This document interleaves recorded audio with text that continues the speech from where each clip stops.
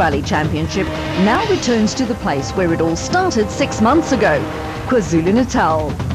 Durban will once again be the host city with the rally headquarters situated at the majestic Moses Mabhida World Cup Soccer Stadium.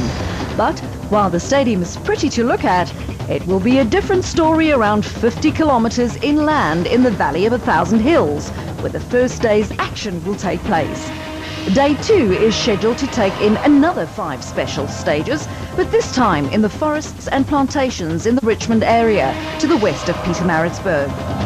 Besides a new and challenging route in the heart of rural Zululand, the Rally South Africa brings with it another positive aspect, which is excellent news for all South Africans. This is a candidate event for inclusion in the World Rally Championship in 2014. We placed in a direct competition against a very strong competitor in the form of Brazil. So the crews will have to face a new challenge in the form of a new event. But at the same time, they're still fighting for a championship. Johnny Gemmell leads the title chase, but can he stay ahead of Cronje?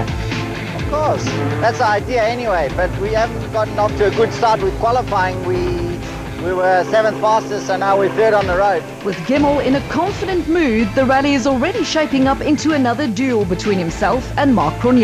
Yeah, absolutely. I mean, Johnny had great pace in the last event. It caught us a bit by surprise, so we went back and did some homework, and I'm hoping that we found our feet again.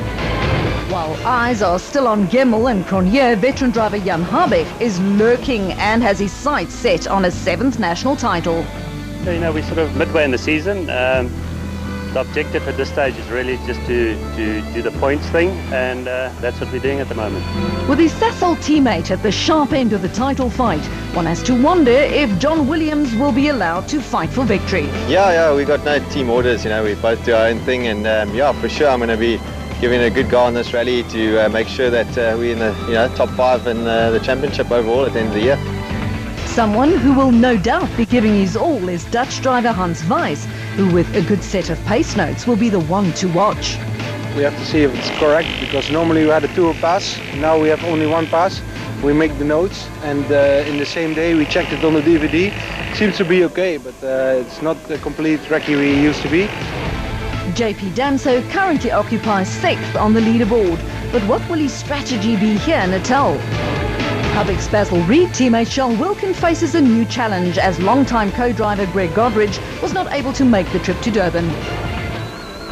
Greg's wife actually gave birth to a new baby, and congratulations to him, but there were a bit of complications, so he had to stay behind, and last minute decision we got Etienne Lawrence to come and navigate for us.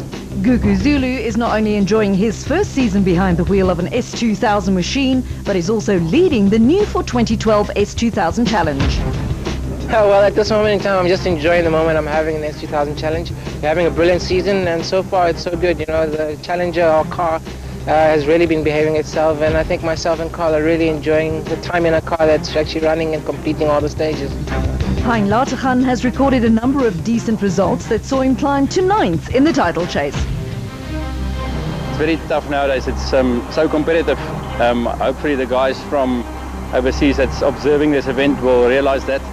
I think we've got one of the toughest championships in the world, I believe. And Volkswagen driver and former double champion Hargen Vekken will now be very eager to return to winning form behind the wheel of the new BP Polo. Yeah, look, I hope the car is going very well.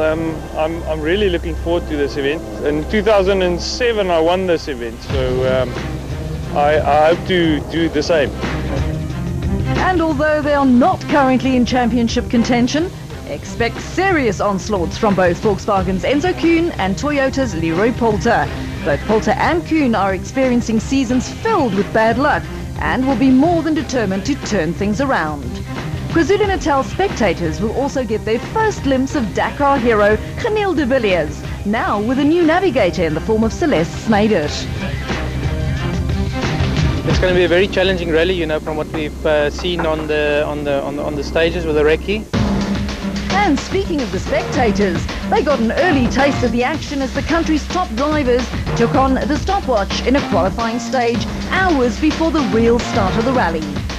the results of the qualifying stage could have a huge impact on the rally, as the top 10 drivers will get the opportunity to choose their road positions for day one. No one ever wants to be the first car on the road anywhere on the slippery KwaZulu-Natal rally road. So no surprise then that the fastest man in qualifying, Charles Wilkin, chose to be 10th on the road. In fact, the starting order was a perfect reversal of the qualifying results, with the unlucky Hans Weiss forced to open the road after not taking part in the qualifying stage, while his Volkswagen technicians were asked to change the engine underneath the bonnet of his BP Polo. And finally, the moment that South African rally fans have been waiting for, the start of the Rally South Africa in the shade of the majestic Moses Mabhida Stadium. From the heart of Durban, the crews must head around 50 kilometers inland to the inhospitable Valley of 1,000 Hills to take on some of the most demanding and challenging rally roads the area has to offer. Unfortunately for former champions Herken Fecken and Pierre Arries, their nightmare season continued as the BP Volkswagen Polo failed to complete the open section en route to stage 1. I'm not sure, the car's got a misfire, but it's not very good, so we're just going to try and change the spark plug wires and see if that helps.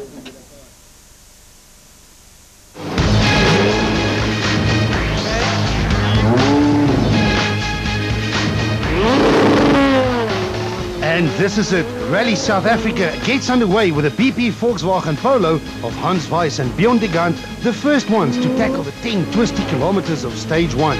The Polo underneath the young Dutch driver was armed with a brand new engine, but he was also the first car on the road and set a time of 6 minutes and 50 seconds. Lang tot over top en 50, rechts in niet snijden, pas op. 50, rechts in niet snijden, pas op. 50, links in vol, plus rechts in vol over top. En 100, blauw rechts, knijpt naar rechts in, lang snel snijden. Rechts 2, lang snel snijden. 120. Nice. But we lose a lot of time because we are cleaning the road and it's very difficult. I have never drove in these conditions like this. It is so slippy. Wonderful. The second car to take on the stage that winds its way between what looks more like the Valley of 1,000,000 Hills is the Team Total Toyota Auris of Jean-Pierre Damso and Grant Martin. Damso knows that rallies aren't won on the first stage and records a time of 7 minutes and 1 second.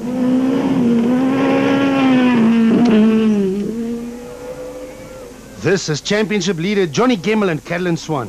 Gemmel was unhappy with his qualifying and must therefore be the third car on the road. But the Castrol Toyota driver isn't phased and crosses the flying finish in a time of 6 minutes and 45 seconds to set the fastest time so far. Yeah, that was okay that stage. Yeah, a bit slippy, but otherwise alright. With Herken Fecken not making the start, it's the Basil Reed Ford Fiesta of Jan Habbig and Robert Paisley who thunders into stage 1 next. After fighting for a victory on the previous round, Habbig is expected to once again be in contention, but the master records a slowish time of 6 minutes and 50 seconds.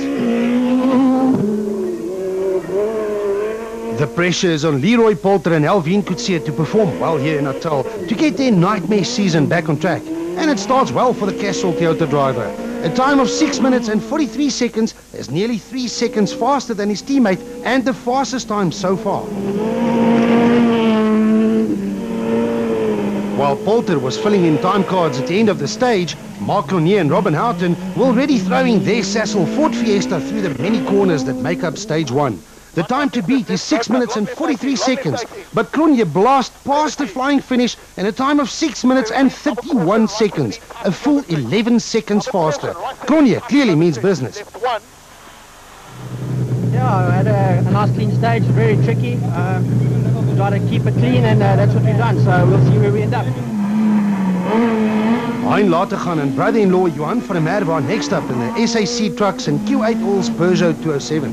Lategan is a very quick driver, but opts for a cautious start with a time of 6 minutes and 56 seconds.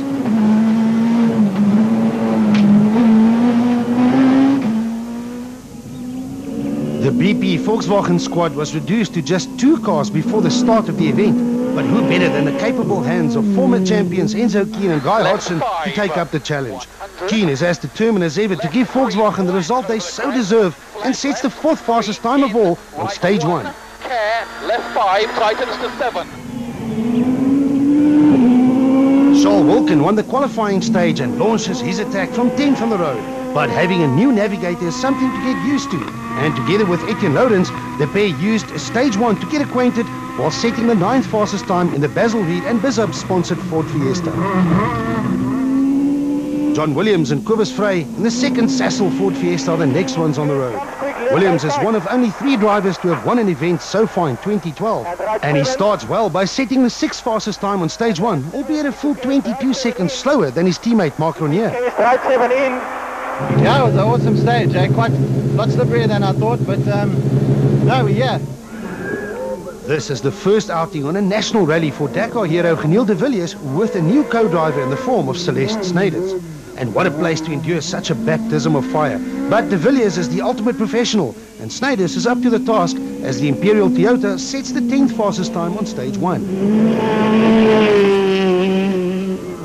It's also the first time that young Henk Latergan and co-driver Barry White would have seen the Valley of 1,000 Hills from inside the cockpit of a rally car. The 18-year-old son of Hein Latergan is one of the most talented drivers ever to grip a steering wheel. And on stage 1 it showed as he managed to beat his father's time by a mere 0.2 of a second, setting the scene for the family feud that was still to come. It's still early days on the Rally South Africa, but Cronje has already made his mark by opening up a gap of nearly 12 seconds, and that after just 9.3 kilometers of rallying.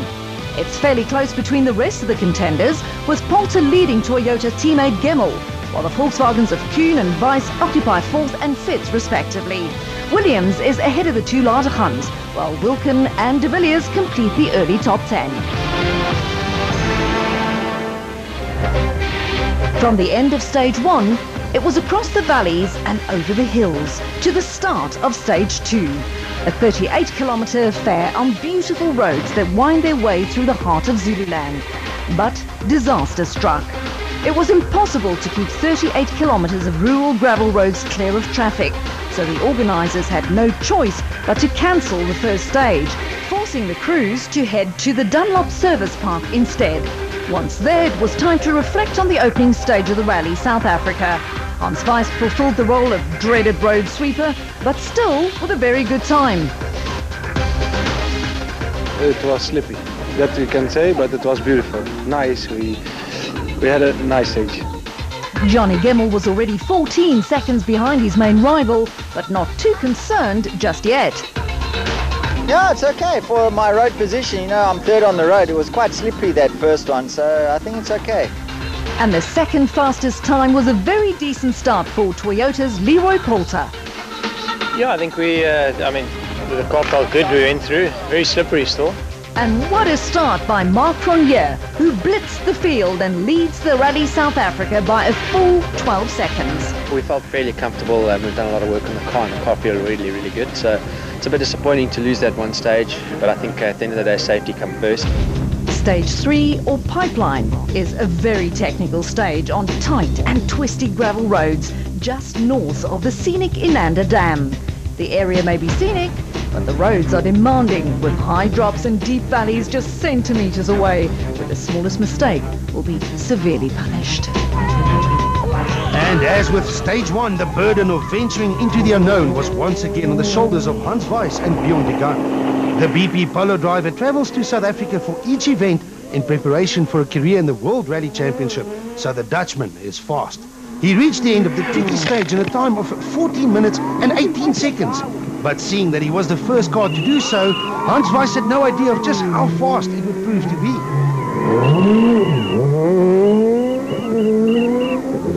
So nice! The team Total Toyota of JP Damso and Grant Martin was the 2nd car into stage 2, but it was the Castrol Toyota Auris of Johnny Gemmel and Callan Swan who reached the camera positions first.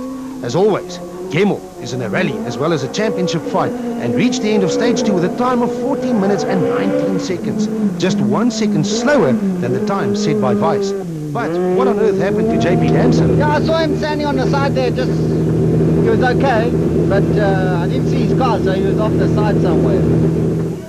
It only became clear later that Damso did in fact leave the road and roll down the side of the mountain. Fortunately, both Damso and co-driver Grant Martin escaped any injury, and with them removed from the action, it was the Basil Reid Ford Fiesta of Jan Habig and Robert Paisley who emerged from the tough and tricky stage 2 next. Habig clearly had a problem, as he lost another 25 seconds to the fastest time so far set by Weiss. Come on. We changed the dampers on the car. We thought it was a lot better, but obviously not. So he's going to have a look at what's going on. Behind Habig, Leroy Poulter and Alvin Coetzee were already pushing hard in the second Castrol Toyota Auris.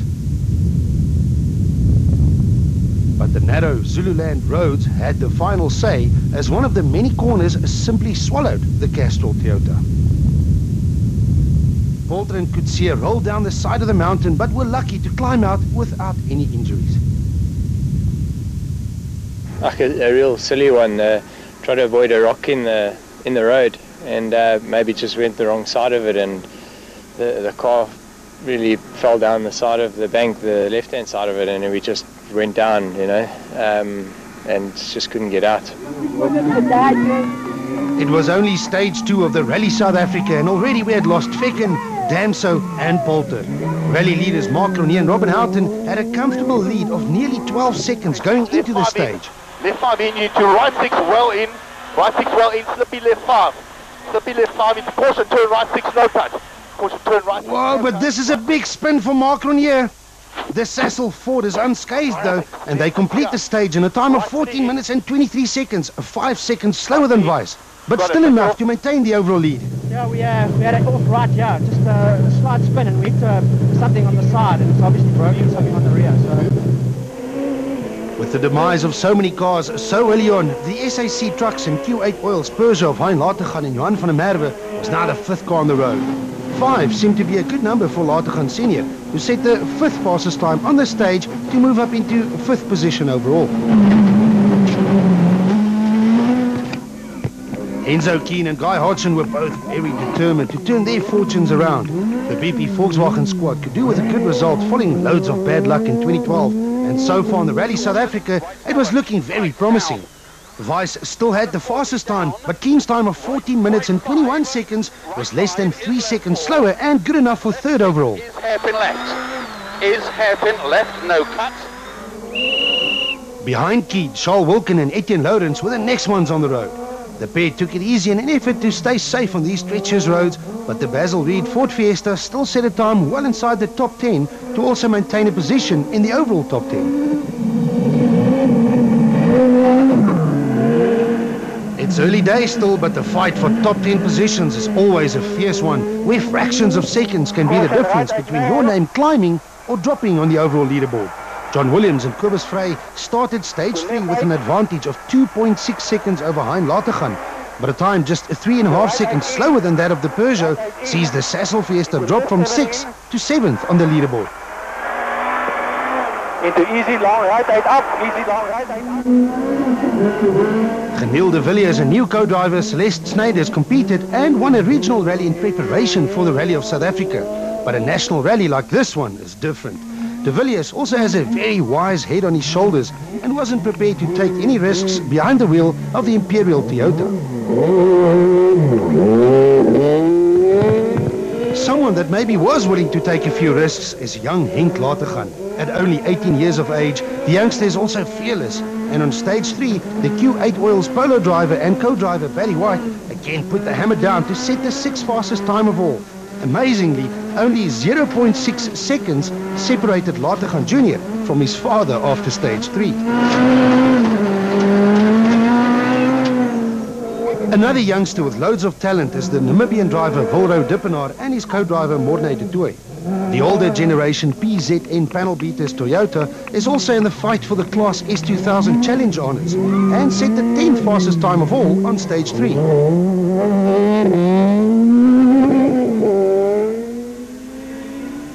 The Class S2000 Challenge points leaders are Gugu Zulu and Carl Peskin. The BP Polo driver therefore have lots to lose, but after the first two stages of the Rally South Africa, Zulu moved into 10th position overall, 22 seconds ahead of his rival Diplomat. With Damso now out of the equation, it was now up to Mohamed Musa and Andre Vermeulen to fly the flag for their sponsors, Team Total. Musa is also experiencing a season filled with bad luck, so the plan was just to make it past his nemesis, Stage 1. And after completing both Stages 1 and 2, he was finally in a good position to attack on day 2 of the event. After two very demanding and difficult stages out in the Valley of 1,000 Hills, it's Marc Cronje who still dominates proceedings with a 10-second advantage over arch rival Johnny Gemmel. A fine stage victory sees the name of Hans Weiss slot into third overall, just 2 seconds ahead of Volkswagen teammate Enzo Kuhn, while only 0.6 seconds separate father and son Hein and Henk Lategan. A trio of Fords driven by John Williams, Jan Habig and Charles Wilkin occupies 7th, 8th and 9th respectively, while Gugu Zulu moves into the top 10. It's still day 1 of the eagerly awaited Rally South Africa. For those who survived the tricky roads in the Valley of 1,000 Hills, gravel road racing for day 1 is now a thing of the past, as the remaining crews have made their way back to Durban to take on the final stage of day 1. Stage 4 is only 1 kilometre in length, and although it's designed to provide the crowds with hardcore action, it will probably do very little to affect the overall standings.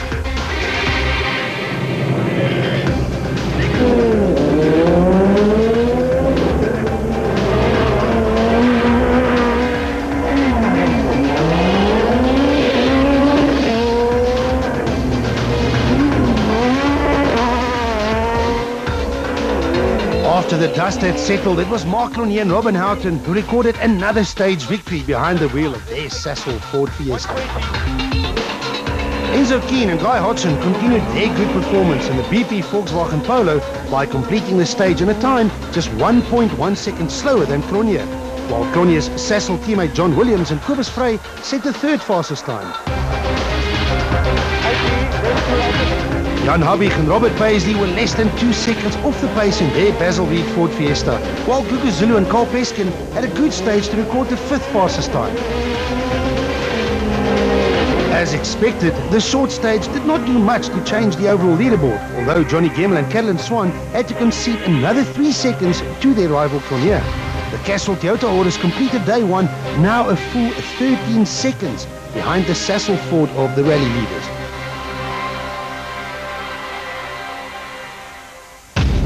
The sun rises over KwaZulu-Natal for the final day of the Rally South Africa.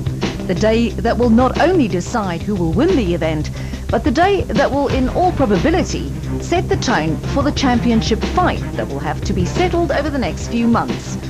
The Rally South